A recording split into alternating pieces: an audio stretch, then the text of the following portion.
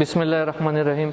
زما نوم جنید خان دی. زه د کرونا پیشنټ وم او تقریبا 9 ډیز پس زما ریکوري وشوله او ان شاء الله نن به زه خپل کور ته ځم او زه شکریا ادا کوم د لوکل ایڈمنسټریشن، د ډسټریکټ ایڈمنسټریشن، د ایم ایس او د غود ایڈمنسټریشن او د ډي ایچ او صاحب سوات چې کوم دی دغه زه ډېر شکریا ادا کوم. د هغې نه پس زه د هسپتال کم منیجمنټ چې دی په هغې کې ډاکټرز دي، نرسز دي او کلاس 4 دی، کیریئر ورکرز دي، پیرامیډیک دي، د هغو زه شکریا ادا کوم ځکه دا ډېر زیات ګران کار دی. تاسو په خپله سوچ وکړئ چې د کرونا پیشنټ وي نو هغې له یو کس خواله نه ورځي او بغیر د دې ډاکټرز نه. تاسو په خپله به سوشل میډیا به تاسو کتلي او زه چې په خپله دلته راتلم نو زه ډېر زیات منټلی ډسټرب وم. ما چې یاره د هسپتال به ډېر زیات بد حالي او بین به پکې ډېر زیات او صفایي به نه وي. نو الحمدلله دلته چې زه راغلی یم زه ډېر زیات مطمئن یم ځکه چې دلته کم صفایي ده او کم نظام چې ما ولیدو نو هغه ډېر زیات زبردست دی.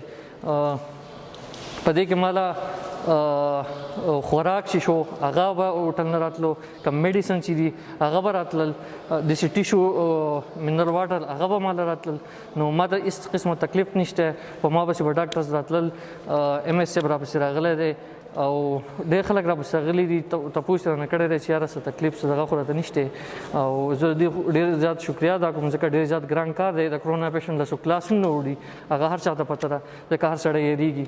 زه عوامو ته دا پیغام ورکوم چې یاره تاسو سوشل ډسټنس کوئ، خپل احتیاط کوئ، لاسونه وینځئ، په صابون باندې وینځئ او بیا راته د یو خبره کوم چې یاره سوشل ډسټنس کوئ، یو بل سره لاسونه مه میلاوئ. دا ډېر زیات ګران کار دی ځکه یو کس ته کولی کېږي دا ډېر زیات ګران کار دی. ما دا سخته تېره کړه، ما ته پته ده چې یاره زه یم چې بل کس ته دا سخته هغه دا وینني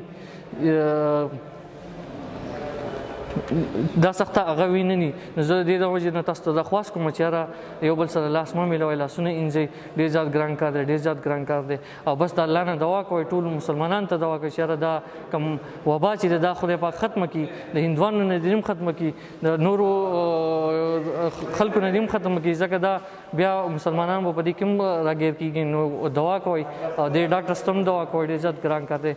زه ستاسو نه بخښنه غواړم ځکه زه اوس ډېر خوشحاله یم، کور ته ځم او